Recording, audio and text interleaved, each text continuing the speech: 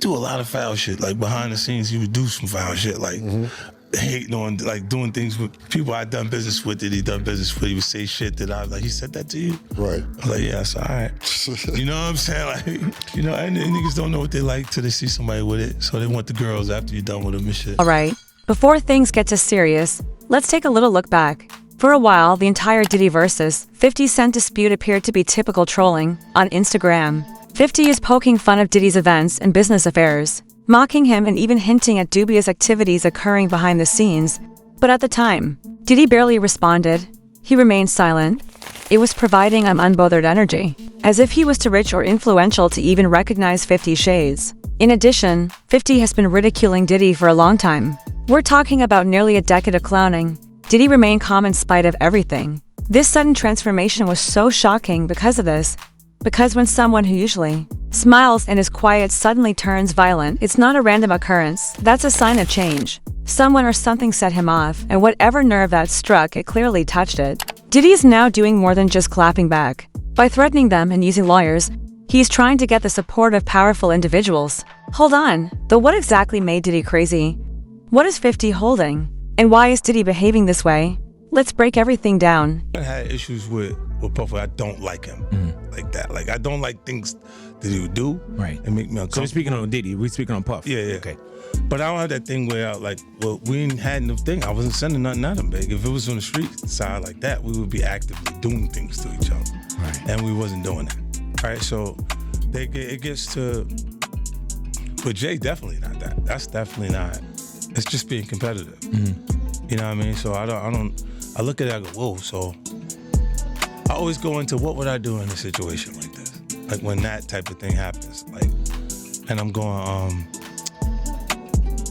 I don't know. I hope things are all right for him internally. Speaking on? I mean, at the crib. Because in the statement they mentioned his you talking about Jay? His daughter Gotcha. would, being old enough to, because she about 13. Right. So it's the same age as his kids. As soon as Diddy got out of that RICO case, things started to get weird. Suddenly, 50 Cent, who has been watching Diddy's every move, gets a message from an anonymous burner account. Please let Curtis know I'm not finished yet. At first, it could have seemed like a fan trying to get things going. But this is where everything gets insane. Months had passed since anyone had utilized the account. No posts, no comments.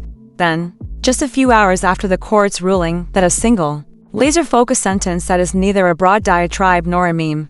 It was simple and personal.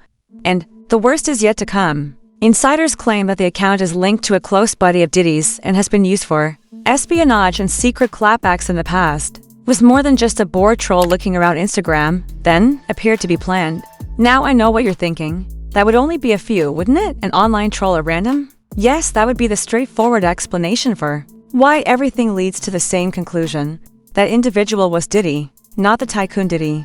Not Diddy, the party animal. Diddy, who just avoided serious criminal charges, is out for revenge. You might possibly think that Diddy just woke up and decided to come for 50. Oh no, this steak has been marinating for years. The conflict did not start last week. Ever since the year 2000, Diddy has been wearing 50s. Shots have been coming in nonstop. Remember when he posted that old picture of Diddy and his security on a jet ski? He captioned it, saying, "You know there isn't any seat on that bike, right?" Blatantly making fun of Diddy's intentions. And it wasn't the only time either. You can call him Brother Love, Puff, Diddy Fluffy, or whatever else you choose. But it went beyond simple name calling. 50 even asked Diddy's orientation aloud on The Breakfast Club. Not once but multiple times, suggesting that there was more going on outside of those mansion walls and elite gatherings. The issue is that they were more than just humorous insults. Diddy had a lot to hide, and 50 was planting seeds and slowly giving the idea. He was looking for more than laughter. He wanted to make people think. And that's exactly what happened. Diddy said nothing. He disregarded it, kept quiet. But behind the scenes, that silence was just tension building. But these punches were just appetizers. Things start to become serious at the center of the upcoming documentary 50. 50 is working on a full-length documentary called Did He Do It? One person who was always anti-Diddy and was always speaking about Diddy as a problematic person was 50 Cent. And it turns out that it's just been announced that he's created a docu-series on Netflix. I can't wait to see this. This isn't your average YouTube video. Among other things that the public hasn't yet seen, 50 is providing real receipts, text messages, Testimony and timeline evidence that wasn't even disclosed in court is presented as a thorough investigative takedown, he said. It's not just focused on Cassie's case to Variety, taking us back a few decades. He talks about everything from the infamous freak-off concerts to charges of blackmail, over Diddy's purported use of fear and deception to keep his enterprise untouchable. Online rumors also don't scare Diddy, although this could damage his reputation. Perhaps you're thinking, come on, how serious could it be? All right, consider this. Under oath, one of Diddy's former assistants stated that Diddy had stated he'd is better to pull a gun than to argue back and forth, and right before he said that, he brought up 50 Cent. It's serious. That individual is displaying the extent to which they would go in order to preserve their power. Now the image is becoming clearer. The 1950s have been slowly exposing him for years. Diddy was clinging to his anger. Now the doc at last, he's answering, looming, not with words but with burner accounts, power maneuvers, and threats. In addition to a recent message from a burner account, we now have a history of threats and a doc in the works. But hold on. Let's talk about the one witness who gave clear confirmation. Testimony from a former Diddy employee may help nail him on a RICO charge. Capricorn Clark, who worked for Combs between 2012 and 2020 in various capacities, testified as a government witness today. She told the court that there was one day where Combs banged on her apartment door with a gun in his hand and demanded that she come with him because we are going to kill Kid Cudi. She later testified that Combs also told her not to talk to police. Now imagine this. Capricorn Clark, a well-known businessman, gets into an elevator with Diddy and Chris Lighty. A normal day, eh? Not even close. Diddy is clearly upset. It has nothing to do with business or music. He's angry at 50 Cent. A lot of stress is present. Then, without warning, Diddy says it. I find the back and forth annoying. I like guns.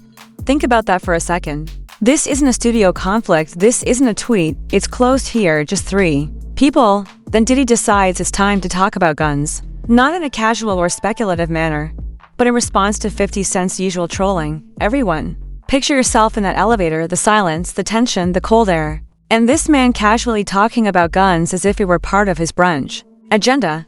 But here's the problem. Capricorn Clark wasn't just shocked by Diddy's remarks. She confirmed that he had a gun on him. That's greater level. And this was no idle chit-chat. When she testified in court, she said this. She was sworn in. It is heavier as a result.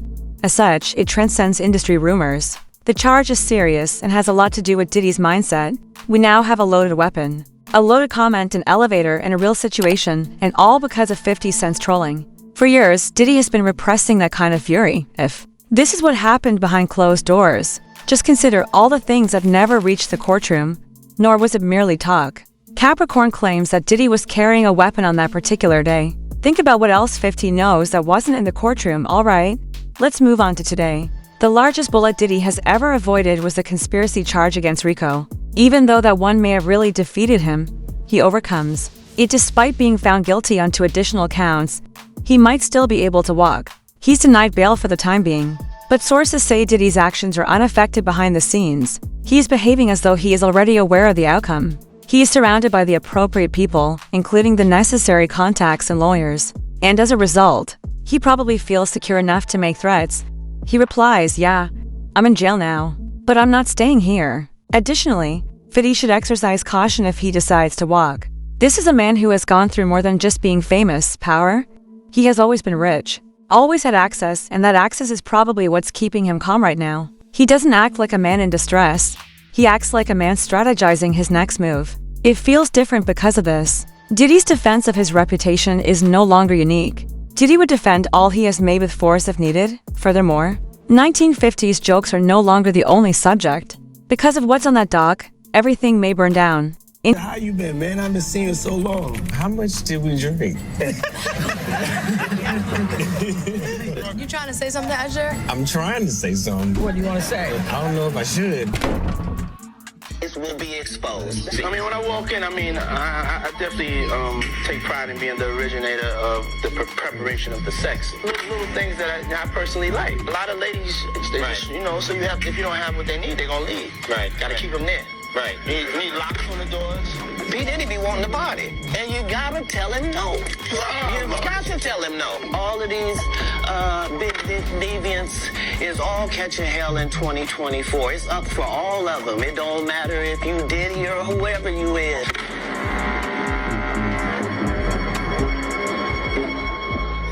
Let's talk about this video leak. It includes a scene from one of Diddy's infamous home parties and is allegedly from 50 Cent's upcoming documentary.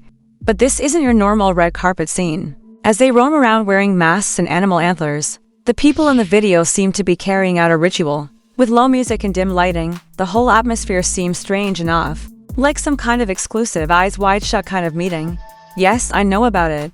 Even well-known people who have been to these gatherings.